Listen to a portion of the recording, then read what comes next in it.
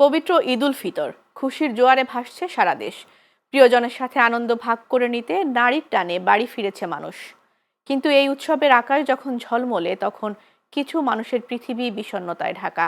সন্তান ও সংসারের জন্য যে বাবা মা একদিন নিজেদের সবটুকু উজাড় করে দিয়েছিলেন, জীবনের শেষ বেলায় এসে তাদের ঠিকানা হয়েছে বৃদ্ধাশ্রমের চার দেয়ালের মাঝে।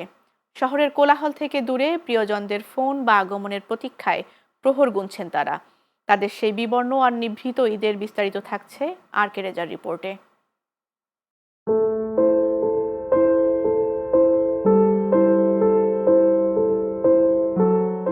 উৎসবের রং এখানে ফিকে। চারিদিকে যখন আনন্দ আর কোলাহল, এই আঙিনায় তখন কেবলই একরাশ স্তব্ধতা।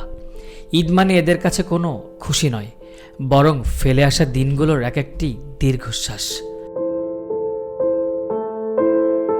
৬৮ বছর বয়সী সোহেলি আক্তার উচ্চশিক্ষার আলোয় সন্তানদের আলোকিত করেছিলেন। একদিন যার হাতের ছোঁয়ায় সংসার ছিল পরিপাটি, আজ সেই সন্তানদের কাছে তিনি শুধুই অতীত। স্মৃতির মলাটে জমেছে ধুলো, আর দুচোখে কেবলই অপেক্ষার প্রহর। যে তোমরা ছোটোবেলায় যে আমার সাথে থাকতা, এখন তো আর আমার কথা মনে করে না। হলে যাওয়ার পর ওরা একটু পড়াশোনার চাপ, তখন আর কি ওই ছোটো মেয়ে মাঝে মধ্যে আসতো, বড় মেয়ে বেশি আসতে চাইতো না। হ্যাঁ, তখন থেকেই কিন্তু আমি একটু ভাবতাম যে তোমরা পড়াশোনার চাপ এত বেশি, তোমরা তো আমার সাথে বেশি ইয়ে করতেছো না। তখন থেকেই আমি বুঝছি যে আমাকে একাই থাকতে হবে। সেলিমুল্লাহর গোলাম রাব্বানী একদিন যারা সন্তানদের জন্য বিশাল বটবৃক্ষ হয়েছিলেন, আজ তারা নিজেরাই ছায়াহীন। বার্ধক্যের এই পরন্ত বিকেলে এসে তারা বুঝতে পেরেছেন, যাদের জন্য জীবন বাজি রেখেছিলেন, সেই জীবনের গল্পে তারা এখন বড়ই একা। খারাপ তো লাগার কথাই, যেটা ফ্যামিলি লাইফ আর সিঙ্গেল লাইফে তো বা একাকিত্ব জীবনে তো এটা বড় ধরনের ভাগ। ফ্যামিলি লাইফ হচ্ছে একটা স্বর্গীয় জীবন। ওইখানে ওই ভালো মন্দ দুঃখ কষ্ট সব মিলে একটা আলাদা ফিলিংস।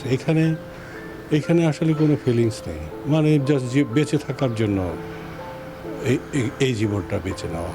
ফ্যামিলির জন্য মিস করি, কিন্তু সাথে সাথে আবার নিজেকে প্রবোধ দেয় এইভাবে যে আসলে it is irony of fat. আমার ভাগ্যের পরিহাসে যদি এটা না আসতো, তাহলে হয়তো আমাকে এখানে থাকতে হতো না। ৭৫ বছরের নাদিরা বেগম, তাকে নিজেই এসে বৃদ্ধাশ্রমে রেখে গেছেন সন্তানেরা। শরীর নুয়ে পড়লেও তার মনটা আজও সেই পুরনো বারান্দায় পড়ে আছে, যেখানে ঈদের সকালে নাতি নাতনিরা সেলামি নিতে হুড়োহুড়ি করত। মূলত কারণ আমার ডিভোর্স হয়ে যায়, তারপর ছেলে মেয়ে রেখে দেয় আইনের মাধ্যমে। আমার বাবার বাড়িতে আমি ছিলাম, আব্বাই নিয়ে আসছে, ওখানে ২৬ বছর ছিলাম। কিন্তু ভাই আমাকে থাকতে দেয় না, বলছে যে বাড়িটা ও তাদের নামে লেখা, ২ ভাইয়ের নামে, আমাদের কোনো সম্পত্তি নাই। বয়স কি তবে সত্যিই কোনো অপরাধ, নাকি আধুনিকতার এই দৌড়ে মায়ার বন্ধনগুলো ছিঁড়ছে খুব সহজেই? তাই তো এই বৃদ্ধাশ্রমের প্রতিটি কোণ থেকে ভেসে আসা এক অব্যক্ত হাহাকারের কোনো উত্তর নেই এই সভ্য সমাজের কাছে।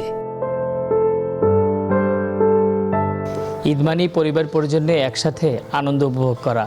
তবে যে বাবা মায়েরা এই আনন্দ আয়োজনের একসময় প্রাণ ছিলেন, সময়ের নির্মম বাস্তবতায় তারাই এখন একাকী থাকেন এই বৃদ্ধাশ্রমে। কিন্তু এই বাবা মায়েরাই সন্তানদের সুখস্মৃতিগুলো মনে করে আপ্লুত হন। RK Reza, channel S, Dhaka.